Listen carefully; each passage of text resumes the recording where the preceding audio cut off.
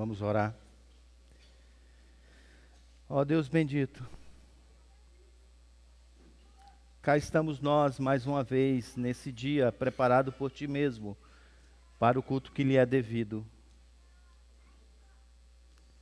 O nosso coração, Senhor, se encontra desejoso de ouvir a Tua voz. A nossa alma anela por paz nesse mundo quebrado.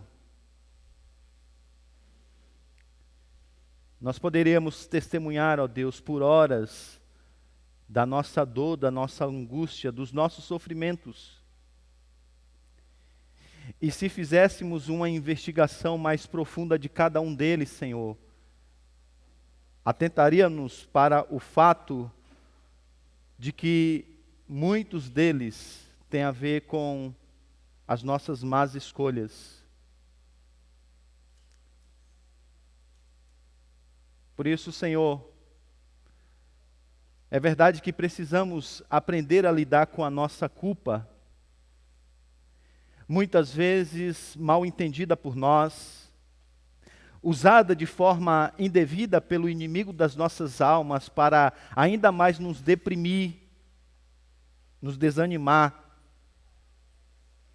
Por isso, Senhor, é o nosso pedido nessa manhã, que o Teu Santo Espírito desvende os nossos olhos para vermos as maravilhas da Tua lei e a beleza do nosso Salvador.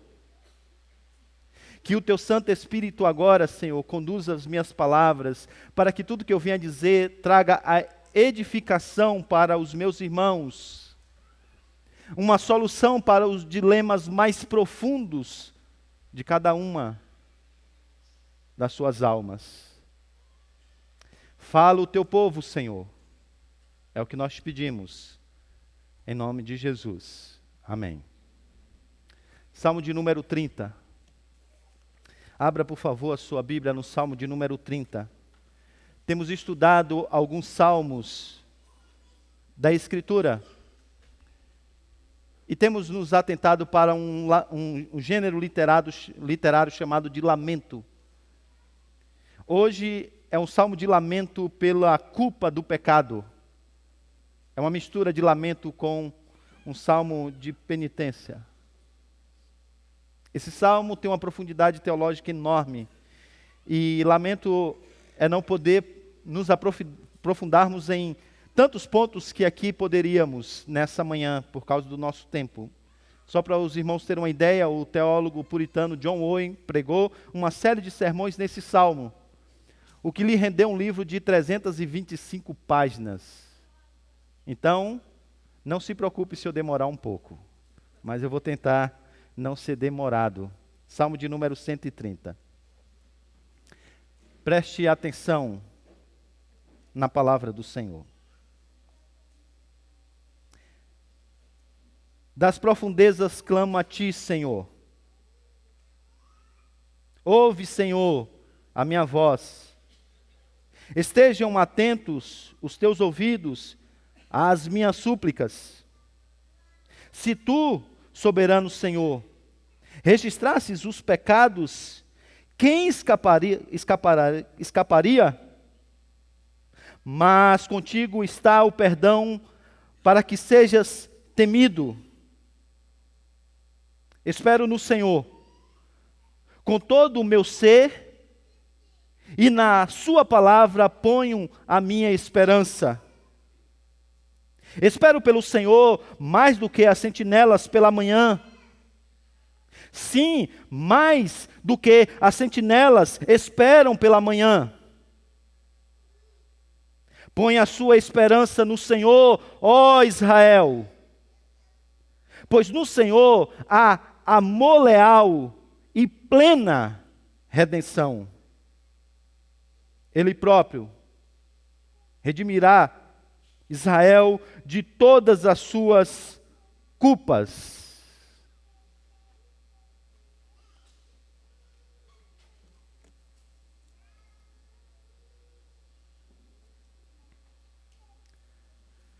Quais são os seus salmos favoritos?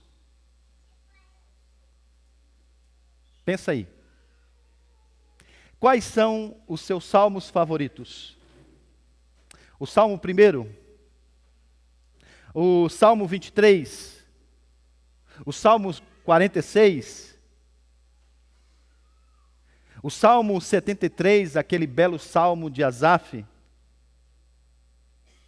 Se você me disser que é o Salmo 91 e você deixa ele aberto na sua casa para espantar os maus olhados, classe de novos membros de catecúmenos é a B1. Quais são os seus salmos favoritos? Se você fizesse essa mesma pergunta a Martinho Lutero, ele diria que os seus salmos favoritos são aqueles, e fazendo uso de um anacronismo consciente, paulinos. São aqueles salmos paulinos. E se você perguntasse, mas Lutero, quais são esses salmos paulinos? Ele diria, o Salmo de número 32, o Salmo de número 51, o Salmo de número 143, e ele diria, o Salmo de número 130. Esse é um salmo que fora querido por Martinho Lutero. Ele mesmo o transformou em uma bela música. E ele gostava muito desse salmo, porque dizia ele que ele continha as verdades mais profundas apresentadas no Evangelho no Novo Testamento.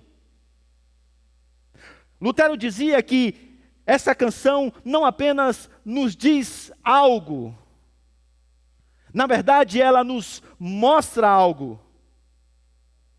E o que ela nos mostra, através das suas metáforas, através das suas repetições, através da escolha dos salmistas de palavras chaves e importantes para nos descrever a graça do Senhor. Ela nos mostra o nosso real estado de profunda miséria, no qual nós deveríamos nos sentir diante da nossa condição caída. Então Martinho Lutero amava esse salmo, porque ele dizia, nós até mesmo temos a ideia de que estamos perdidos. Intelectualmente nós sabemos que somos pecadores. Mas é fato, e por isso que ele gostava tanto dessa canção, de que nem sempre nos sentimos dessa maneira. Nem sempre lamentamos profundamente pela culpa do nosso pecado. Então ele gostava dos salmos, porque o salmo não apenas nos dizia algo, nos fazia sentir algo. No mais profundo do nosso ser, como se adentrasse ao cerne do nosso ser, mexesse não apenas com o nosso intelecto, mas com as nossas emoções. Então ele cantava esse salmo, ele louvava esse salmo, porque dizia ele que se talvez nós compreendêssemos e sentíssemos o que de fato o salmista está aqui descrevendo. Sim, se o Espírito Santo de Deus, nessa manhã, mexer com o nosso imaginário, e essa mensagem adentrar no mais profundo do seu ser, talvez você tenha uma percepção mais clara do seu estado nesse mundo caído. Talvez você valorize mais o perdão que você recebe do Senhor. E mais que isso, talvez você olhe e perceba com mais nitidez a beleza do nosso Salvador. Eu quero então fazer jus ao estilo literário desse salmo. Eu quero que você agora adentre comigo ao que ele tem a te dizer. E eu queria que você deixasse que o seu imaginário seguisse o imaginário do próprio salmista. Não leia esse salmo enquanto nós vamos expor esse salmo como se fosse uma série de informações que trazem orientações para o seu intelecto. Esse não é um salmo didático. Esse é um lamento. Então, a minha oração e o meu pedido é que você se deixe capturar pelas imagens e por todo o imaginário apresentado pelo salmista nessa manhã. O tema dessa manhã é nas profundezas da culpa do pecado. O maior de todos os sofrimentos que causa tantos outros sofrimentos. Nas profundezas da culpa do pecado, o salmista diz que nós devemos fazer 4 coisas. A primeira delas, clamar pela misericórdia do Senhor. A segunda, confiar nessa misericórdia do Senhor. A terceira, esperar por essa misericórdia do Senhor. E a quarta, pregar essa misericórdia do Senhor. Vamos então à primeira parte desse salmo, a primeira estrofe dessa bela canção.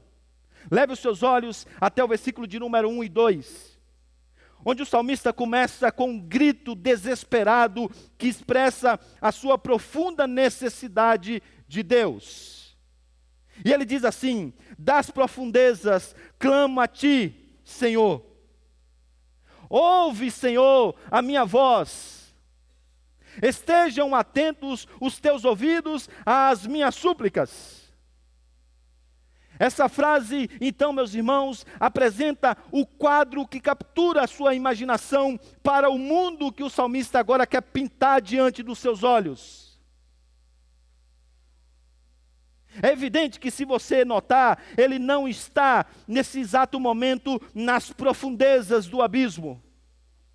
Uma descrição de alguém que se encontra no meio do oceano, em um lugar onde não dá pé. Onde as ondas, então, te levam para lá e para cá. Ele não escreve esse salmo exatamente no meio do mar. Mas ele faz, então, essa imagem e coloca diante dos seus olhos, para que você se sinta exatamente assim. Como alguém que está se afogando no meio do pecado, sendo puxado de um lado para o outro pela sua culpa, sendo arrastado para ainda mais longe da praia por causa da sua culpa. Então ele apresenta essa imagem para te capturar e para que você sinta exatamente esse mesmo sentimento de alguém que está quase se afogando. Desesperado, enquanto quase se afoga. Então essa imagem gráfica é exatamente para apresentar essa situação diante dos seus olhos. Para que, em primeiro lugar, você entenda que a situação é pior do que você imagina. E não apenas isso. Para que você entenda que você não consegue salvar a si mesmo estando em uma situação como essa. E por que isso é importante, meus irmãos? Porque o espírito da nossa época nos fez perder exatamente esse ponto. O mundo nos fez perder exatamente essa parte. Porque em uma situação como essa, você é colocado em um ponto que a única coisa que lhe resta é olhar para cima e pedir socorro. É esperar desesperadamente por um Salvador. Mas o mundo diz que, ao invés de você olhar para cima, você deve olhar para dentro. O discurso pós-moderno é exatamente esse. Que a raiz do nosso problema é a situação que está fora de nós. E a solução é alimentar o nosso próprio eu que está dentro de nós. Então eles dizem, não olhe para cima, olhe para dentro. Você está angustiado com essa culpa, porque você não se ama como você deveria. Você não se valoriza como você deveria. A solução está dentro de você, em você entender a vida a partir de você mesmo. Porque o secularismo tirou Deus da jogada. Então eles dizem, não olhe para cima. Olhe para dentro. Mas você olha para dentro e você não consegue encontrar ajuda. Então ele diz, olhe para o lado. No meio do nosso sofrimento, o que tem dito que nós devemos fazer é procurar outras pessoas que estão passando pelos mesmos problemas, e então nós formarmos um grupo de apoio para falarmos desse assunto. Mas o que se vê é que na maioria das vezes, essas pessoas estão se afundando juntas. Então aqui está o salmista, pintando essa imagem gráfica diante de nós. Como alguém que está em um lugar onde não dá pé, nas profundezas do mar. Para que você entenda em primeiro lugar, que quando você está em uma situação como essa, a única coisa que você pode fazer é olhar para cima e clamar por socorro, enquanto espera que alguém venha te salvar. Não há outra coisa a ser feita. E essa é a primeira então lição. Nas profundezas da culpa do pecado, clame pela misericórdia de Deus. E o salmista quer que você entenda que em uma situação como essa, você precisa que alguém jogue a corda para que você saia. Então agora ele vai pintar uma outra imagem. E essa outra imagem aponta para uma confiança unicamente e exclusivamente na misericórdia de Deus. O quadro agora é o seguinte, e ele começa no versículo de número 3.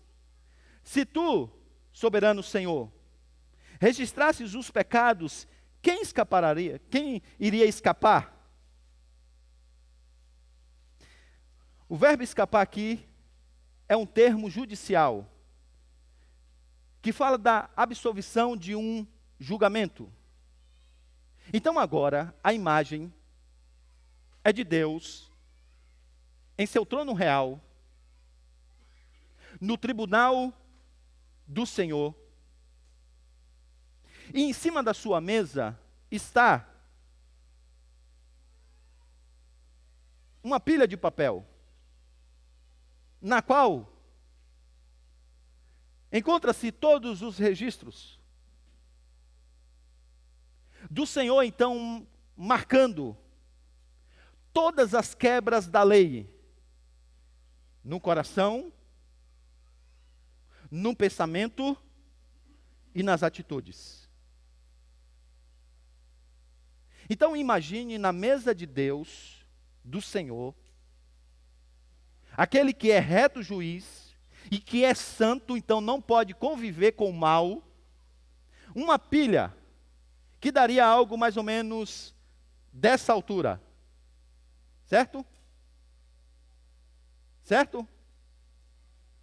Você tem uma visão bem otimista de você mesmo, viu? Porque a minha percepção é que talvez essa pilha daria para dar a volta ao mundo. Então são processos e mais processos, quebra da lei com mais quebra da lei, pensamentos registrados com pensamentos registrados, anotações do Senhor com mais anotações do Senhor, fotos com as provas. E um pano de fundo então agora dessa cena está lá exatamente você desesperado, porque você sabe que Yahvé é justo, você sabe que Adonai julgará a sua causa. E mais uma vez o salmista quer que você agora se achegue a esse tribunal e se sinta exatamente como esse pecador, diante do Deus justo. As suas pernas estão trêmulas, o seu coração bate forte, e você sabe que se Ele aplicar a sua justiça, você será consumido pela sua ira. E mais uma vez, O salmista está colocando essa imagem gráfica diante de você, porque ele não quer capturar apenas a sua mente. Ele sabe que você sabe dessas coisas que eu estou dizendo. Ele sabe que intelectualmente você consegue perceber e discernir essas verdades. Mas o salmista sabe de igual modo que você não costuma se sentir exatamente dessa maneira diante de Deus. E mais uma vez, ele pinta esse quadro para que você entenda que você não é apenas um pecador. Até que alguém venha te salvar, você está, na verdade, perdido. A questão é, onde ele quer chegar com todas essas imagens? O que ele deseja dos seus ouvintes, de mim e de você? E a resposta a essa pergunta é que o salmista sabe que o verdadeiro arrependimento não é apenas um consentimento intelectual à realidade da pecaminosidade. O salmista sabe que existem muitas pessoas que compreendem essas verdades, que reconhecem até que são pecadoras, mas elas só pensam isso intelectualmente. Por isso que Lutero dizia que o verdadeiro arrependimento requer que citamos a miséria que o nosso pecado nos conduz. O salmista sabe que você só vai ter uma reação condizente com o que Deus tem a oferecer e ofereceu em Cristo Jesus, se você tiver uma percepção do seu real estado. E sabe, irmãos, eu presumo que a maioria de vocês não pensam assim. E sobretudo, não sente assim. Não faz ideia do que é o pecado diante de Deus. Não mensura as consequências de uma vida que os ossos são esmagados, como o de Davi, por causa da culpa. E por isso vocês estão buscando outras soluções, que não a solução que ele vai apresentar. Qual não é? A que se apresenta para nós no versículo de número 4, mas contigo está o perdão para que sejas temido. Preste atenção nisso. Se Deus não te perdoasse, você certamente fugiria dele com medo do castigo. Você evitaria a sua presença. Só que não é isso que o salmista quer. O salmista quer que, na verdade, você se apresente diante de Deus, porque ele entende que Deus tem a solução para o seu sentimento de culpa e para as angústias do seu coração causadas, nesse caso, pelo pecado. Então ele deseja que você tenha um temor, mas um temor de outra natureza. O versículo de número 4 é exatamente esse temor de outra natureza apresentado no Antigo Testamento. Um temor que traz a ideia de reverência, de entendimento, de conhecimento verdadeiro do Senhor, de reconhecimento da sua obra salvífica. Agora a pergunta é, por que o salmista quer que você tenha esse temor que é o princípio da sabedoria, esse temor reverente, e ele não deseja que você tenha o temor do medo da justiça? Ele apresenta todos esses quadros terríveis. Mas ele poderia então agora, para nos mover a amar a Deus, dizer, olha, se você não amar a Deus,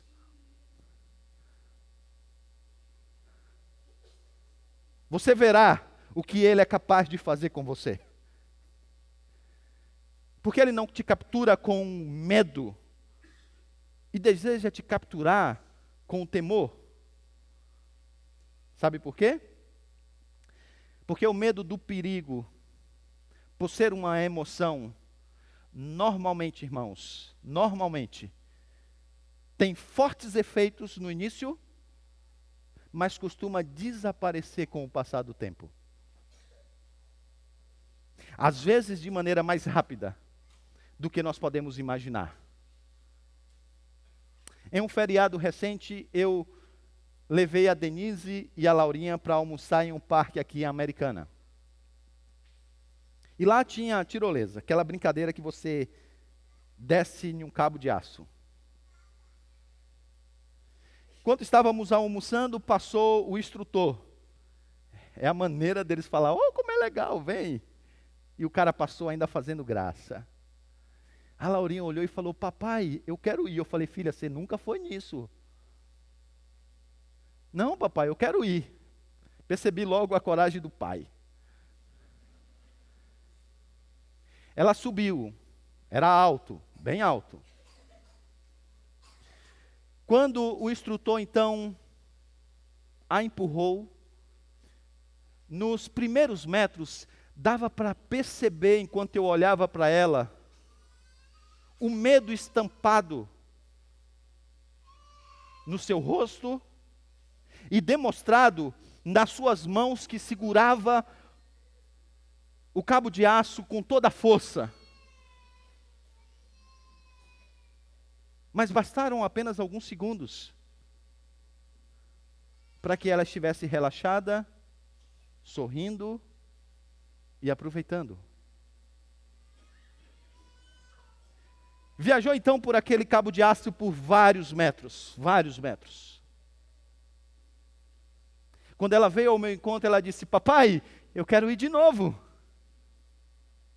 Eu falei, filha, mas você não ficou com medo? Ela disse, sim, papai, na hora de sair dá medo. Mas depois não. O salmista sabe exatamente disso. O salmista sabe que se você, de repente, quiser buscar ao Senhor, motivado pelo medo da sua justiça, ele sabe que isso não vai durar muito. Afinal, você olha para um pecado e você diz, ixi, eu não posso fazer isso porque, sei lá o que o Senhor pode fazer comigo. Mas aí depois você faz, você volta para casa olhando para cima se um raio não vai cair na sua cabeça, e você percebe que não cai nenhum raio na sua cabeça. E você diz, veja, não é tão perigoso assim. E você vai se aproximando. Você vai se afundando no pecado. Você vai amando o pecado.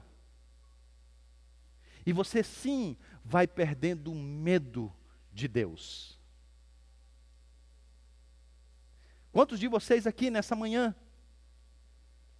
que temiam alguns pecados, mas que hoje nem sequer sentem peso na consciência? A culpa já se foi embora há muito tempo. Mas a primeira vez, você se viu de medo diante do Senhor. A culpa até corroeu o seu coração nos primeiros minutos, mas ela logo se dissipou. E o salmista sabe exatamente que isso poderia acontecer. Então ele não quer te capturar através desse medo. Ele quer te capturar através de um medo de outra natureza. Aquilo que o Antigo Testamento chama de temor do Senhor. Então, atente-se para a beleza que o salmista está apresentando diante de nós. Ele começou então te levando à profundeza do abismo. Para que você entendesse que você está não apenas desesperado, você está perdido. Você precisa que alguém venha te salvar. Depois ele te tirou dessa profundeza e te colocou na sala do trono. E agora a segunda cena é Deus empilhando todos os seus pecados. A imagem no fundo é você desesperado, trêmulo. E agora ele te coloca diante de uma outra imagem. Diante do Senhor há perdão. Diante do Senhor há perdão. A imagem agora é o Senhor rasgando todas essas folhas. A imagem agora é Ele vindo ao seu encontro e te salvando. E Ele diz, e Ele fez tudo isso para que Ele pudesse ser temido. Ou seja, ele estabeleceu tudo isso para que você entendesse que a sua motivação para amar a Deus e para a mudança bíblica não é o medo de ser condenado, mas a gratidão profunda que brota do coração de alguém que foi perdoado. E ele diz: é isso que de fato vai te levar à profunda adoração, à profunda reverência, à mais alta honra, à mais profunda obediência, ao maior serviço de maneira voluntária. O temor do Senhor. Demonstrado, sobretudo, no seu perdão. O perdão gracioso, então, diz o salmista, é a mola propulsora para que você se dirija para Deus e para que você o ame, o adore e o sirva. E ele entende que isso é mais do que um sentimento passageiro. É mais do que uma emoção que você sente em um culto, quando tudo é preparado para que você chore e apresente diante do Senhor os seus dilemas e o seu sofrimento. Ele entende que se essa verdade penetrar no mais profundo do seu ser, é por isso que ele não está fazendo uma narrativa, meus irmãos. É por isso que ele não está trabalhando com conceitos. É por isso que esse salmo não é didático, no sentido de apenas alguns ensinamentos. É por isso que ele está mexendo com o seu imaginário, porque ele quer que você sinta isso do mais profundo do seu ser. Que essa gratidão pelo perdão recebido penetre na sua alma. E que aí então ela te motive a ser o que você foi chamado a ser e a fazer o que você foi chamado a fazer. Sabe o que ele quer produzir em você? Ele quer produzir verdadeiro arrependimento que te leva a uma mudança real de vida. E se o que Deus fez na pessoa de Cristo por você não te leva a isso, aí, amigo, nada mais o levará. Em terceiro lugar, o salmista agora nos convida a esperar pela misericórdia de Deus. Então, acompanhem o raciocínio apresentado por metáforas e apresentado, então, por essa ideia imagética. Você estava perdido, Deus concedeu a você perdão. Esse perdão se encontra em um lugar, no Senhor. Naquela época, encontrado de maneira mais plena ainda, na casa do Senhor. Esse é um cântico de romagem. As pessoas estão se dirigindo ao templo enquanto viaja por dias e dias, para chegarem em Jerusalém e apresentarem os seus sacrifícios. E agora ele diz no versículo de número 5 e 6, espero no Senhor com todo o meu ser.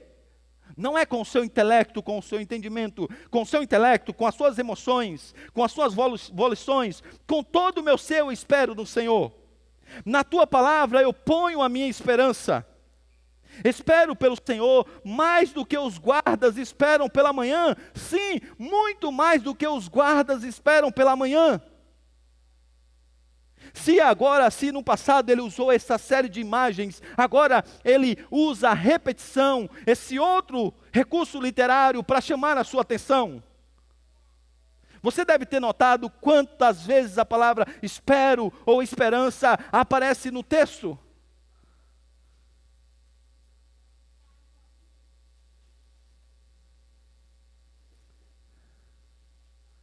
Você já deve ter capturado.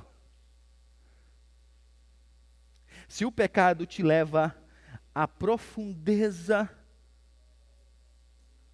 à mais profunda angústia, se a solução para isso é o perdão apresentado por Deus, meus irmãos, você não deve lidar com isso de maneira displicente. Então agora a imagem, através dessas repetições, é exatamente criar esse paralelo e esse contraste entre uma espécie de desespero causado pelo pecado, mas agora um desespero marcado pela esperança. Porque você sabe que no horizonte, quando o sol avermelhado começar a brotar, as misericórdias do Senhor se renovarão naquele dia. E agora você não dorme à noite, você espera com expectativa. E o ponto do salmista aqui é que, diante da possibilidade do perdão que resolve o seu problema de angústia causado pela culpa, você deve ansiar por isso.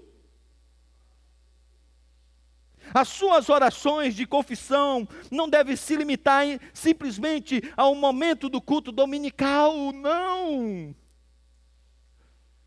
Porque você passará a semana inteira angustiado por causa da culpa do seu pecado. A cena agora é alguém que está desesperadamente em busca desse perdão. Agoniado em busca desse perdão. E para que você entenda isso, ele coloca na sua frente essa imagem de um guarda. Os meus irmãos que são médicos sabem, quando estão dando plantão, o quanto que o horário final é desejado, é aguardado. Aqueles que trabalham no turno da noite aqui sabem o quanto que o raiar do sol é aguardado. E ele está dizendo, com essa mesma expectativa, você deveria ansiar pelo perdão de Deus. Ansiar por estar na presença de Deus. Ansiar por estar no templo de Deus. E meus irmãos, a história diz que isso penetrou tão grande, tão forte no coração dos irmãos, dos nossos irmãos do passado, que fora necessário, lá no templo, se você for no templo hoje, você vai ver que algo incomum hoje e naquela época existe. Os degraus não são do mesmo tamanho. Um é mais alto, outro é mais baixo, um é menor, um é mais largo. Sabe por quê? Para que não houvesse uma queda da multidão enquanto adentrava no templo. Porque quando as pessoas então visualizavam o templo, o lugar da presença do Senhor, o lugar da apresentação do sacrifício, elas eram tomadas por uma emoção quase que irracional. E elas queriam logo se achegarem ao Senhor. E é isso que ele está dizendo. Esse anseio, meus irmãos, pelo perdão de Deus. Nós cometemos pecados e sequer lembramos deles. Quanto mais ansiar para que Deus venha nos perdoar. Ele quer produzir em você então um verdadeiro arrependimento. Profundo arrependimento. Profunda convicção de pecado, profundo desejo de santidade diante de Deus. E por que isso é tão importante nos nossos dias, meus irmãos? Pelo menos por duas razões. A primeira é que nós não temos mais nos arrependido biblicamente, porque nos sentimos confortáveis e não desesperados com os nossos pecados. Eu já disse para vocês, uma cena que eu presenciei uma vez, estava eu e um colega de ministério. Nós nos dirigíamos a um lugar, enquanto nos dirigíamos, eu dizia para ele, discutíamos se deveríamos fazer algo ou não. Eu dizia para ele que eu achava que não deveríamos fazer aquilo, porque eu pensava que aquilo não era eticamente correto diante da lei de Deus. Ele dizia que eu estava sendo muito purista, que na verdade aquilo não tinha nada a ver. E discutíamos no carro enquanto caminhávamos. Chegamos ao lugar. Ele parou o carro. E ele disse, e aí, reverendo? Eu disse, eu continuo com a minha posição, eu acho que nós não devemos fazer isso.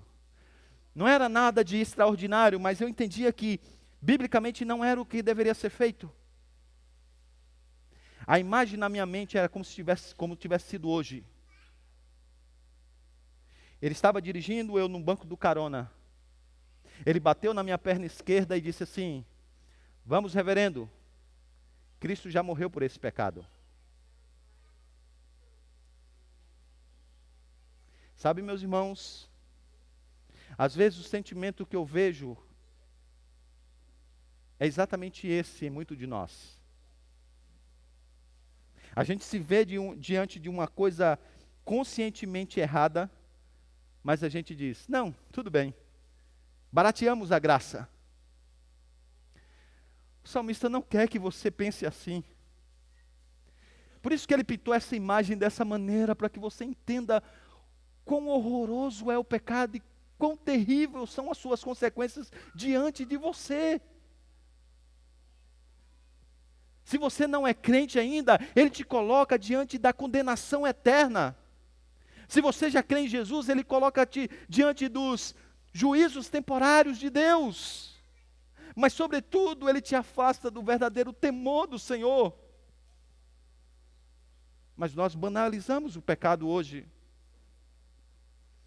Não apenas isso, nós não temos nos arrependido biblicamente porque não estamos sentindo o peso da culpa das nossas más escolhas. O que está no mundo hoje é uma vitimização. E as pessoas não mais agora assumem as suas responsabilidades diante de Deus e das pessoas. E essa é a mesma realidade já dentro da igreja. Meus irmãos, por que na igreja aqui a gente tem disciplina eclesiástica? Porque nós somos os santarões? Não. Cruéis. Porque a disciplina é exatamente esse freio. Para que você pare e pense nas consequências do pecado. No que o pecado pode produzir. Porque o mundo diz hoje que nós não precisamos lidar com as consequências.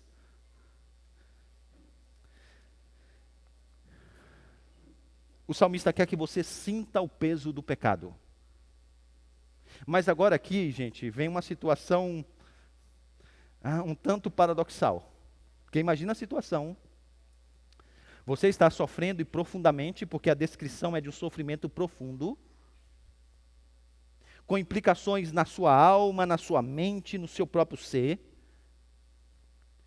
E aí você vai a um conselheiro, que é o salmista do Salmo 130, e ele diz assim, você tem que assumir as suas responsabilidades, a sua culpa.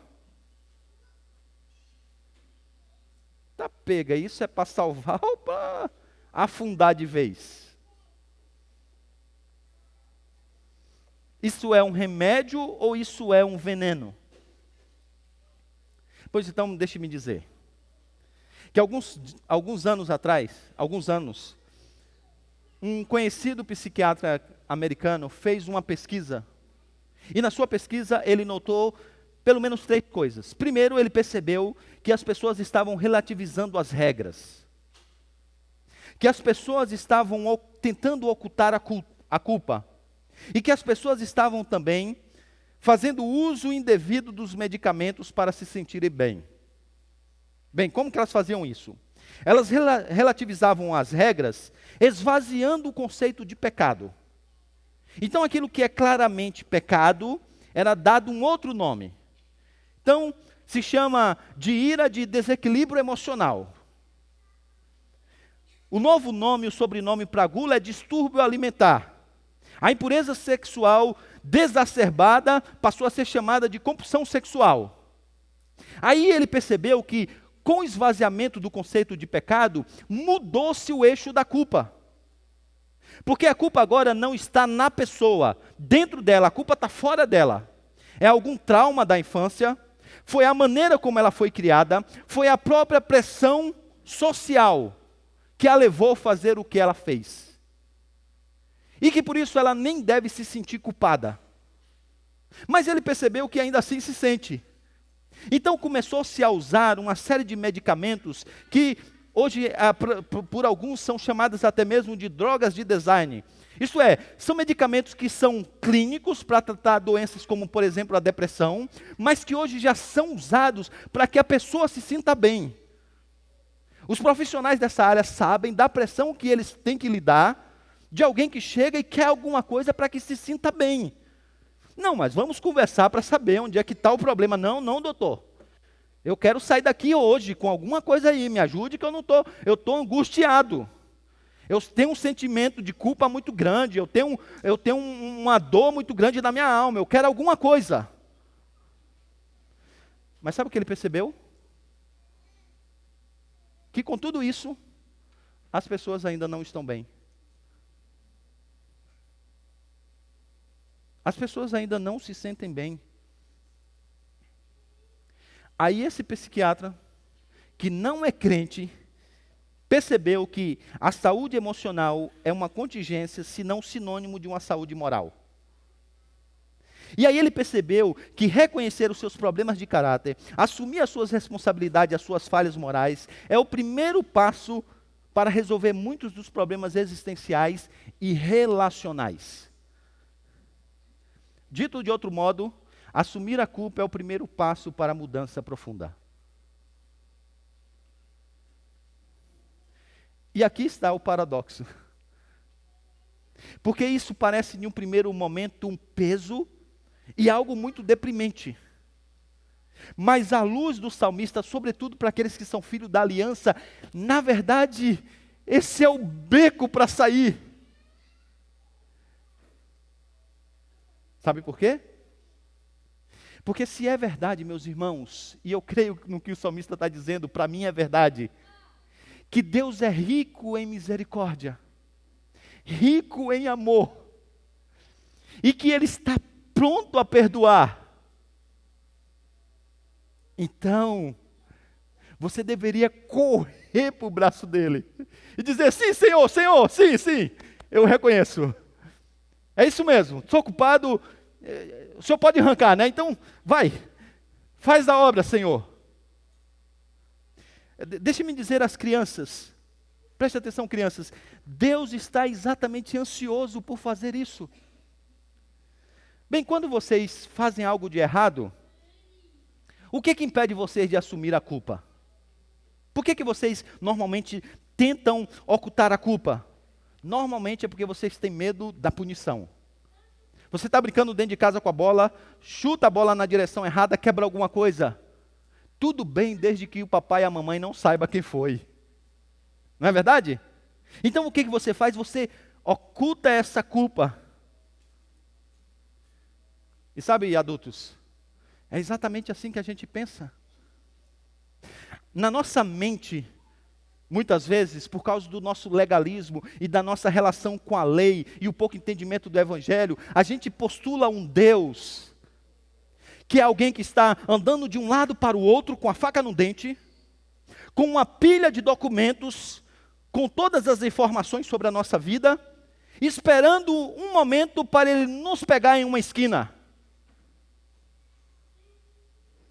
E o salmista diz: na verdade, Ele é rico em amor também. E na verdade, porque Ele tem uma aliança com você, Ele está ansioso para te perdoar. Então a ansiedade do salmista para que a misericórdia de Deus seja percebida lá no horizonte, quando o sol nascer, é a mesma ansiedade de Deus em oferecer perdão por meio de um sacrifício. Então ele se dirige ao templo em passos largos. Ele aumenta a marcha enquanto canta esse salmo, porque ele quer estar na casa de Deus, ele quer apresentar o seu sacrifício, porque ele sabe que Deus terá prazer em receber aquele sacrifício e prazer em perdoar o seu povo. Por isso ele diz: espero no Senhor com todo o meu ser, na sua palavra ponho a minha esperança. Espero pelo Senhor mais do que as sentinelas pela manhã, sim, mais do que as sentinelas pela manhã. Eu aguardo, Senhor. Eu quero me encontrar com o Senhor. Eu não vejo a hora de estar na sua presença. E agora, tendo isso na sua mente, ele agora passa a pregar essa misericórdia para Israel. E o salmo de um lamento individual passa agora a ter um aspecto comunitário. E finalmente ele testemunhando da misericórdia nos versos 7 e 8, ele diz: põe a tua esperança no Senhor, ó Israel, pois o Senhor amou leal e plena redenção.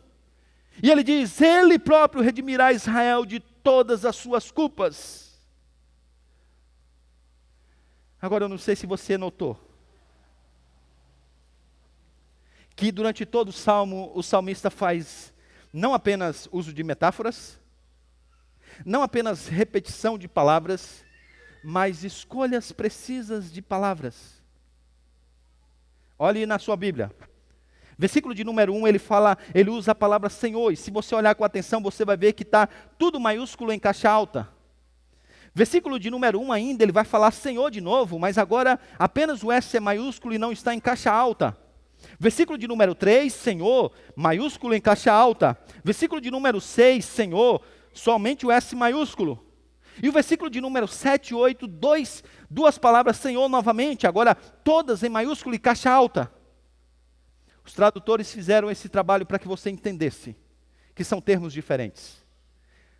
Senhor, em caixa alta, é o nome Yahvé, a tradução para o título Yahvé, o nome Yahvé de Deus, o Deus da aliança, o Deus do pacto, Adonai, Senhor, é aquele que é soberano sobre tudo, aquele que governa todas as coisas, e porque Ele é rei, Ele também age com justiça.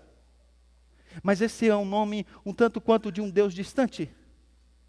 Bem, o que o salmista quer com essas repetições? Adonai, Yahvé, Yahvé, Adonai. Ele então deseja que você entenda algo muito importante. Com Adonai, ele quer que você entenda que Deus é o governante soberano de todas as coisas. E Ele é justo e santo. E Ele não tolera o pecado. E Ele julga todas as coisas. E você não resistirá se você estiver frente a frente com Ele. A cena, mais uma vez, é o quê? De terror. Imagina Deus marchando em sua direção, com o seu cedro de ferro. Você olha e você vê que Ele vai passar por cima de você. Mas logo, logo o desespero se torna em esperança.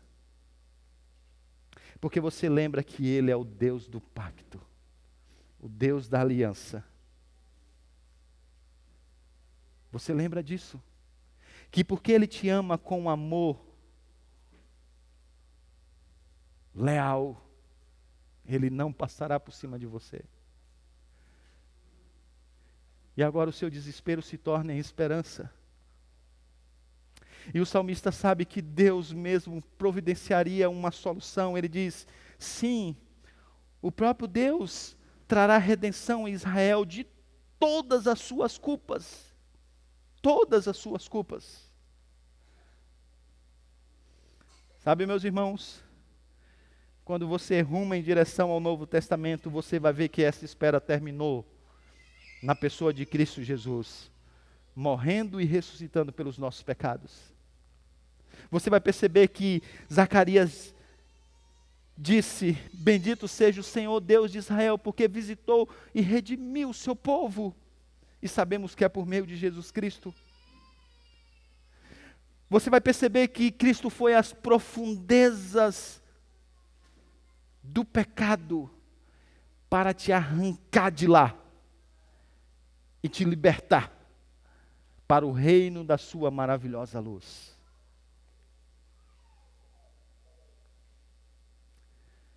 O mundo tentou esvaziar o conceito de pecado. O mundo mudou ou tentou mudar o eixo da culpa. O mundo apresentou várias outras soluções para a angústia da nossa alma causada pela culpa do pecado. Mas nós ainda nos sentimos mal. Por quê?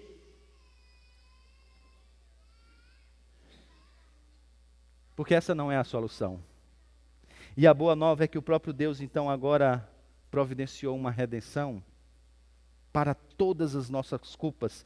E essa redenção tem um nome: Jesus. E agora você pode se aproximar de Deus. E agora você não precisa esconder a sua culpa. Na verdade, você deve revelar a Ele a sua culpa. E sabe?